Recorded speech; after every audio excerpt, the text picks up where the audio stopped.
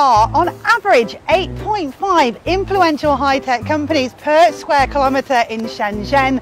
The city is home to 8 Chinese companies listed on the Fortune 500, and nearly 300 overseas Fortune 500 enterprises have their offices here.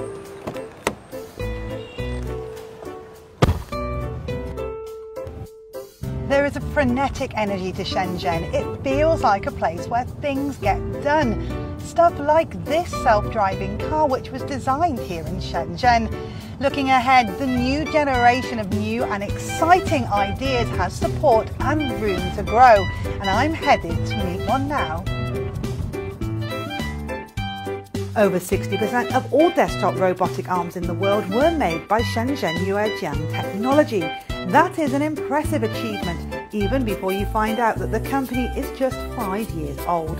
Shrinking industrial robots down to this size means they have a multitude of applications, from medical procedures to educational tools. Shenzhen was key to the company's success, as its founder told me. 经过40年的发展呢，深圳已经逐步成为一个创业者的天堂。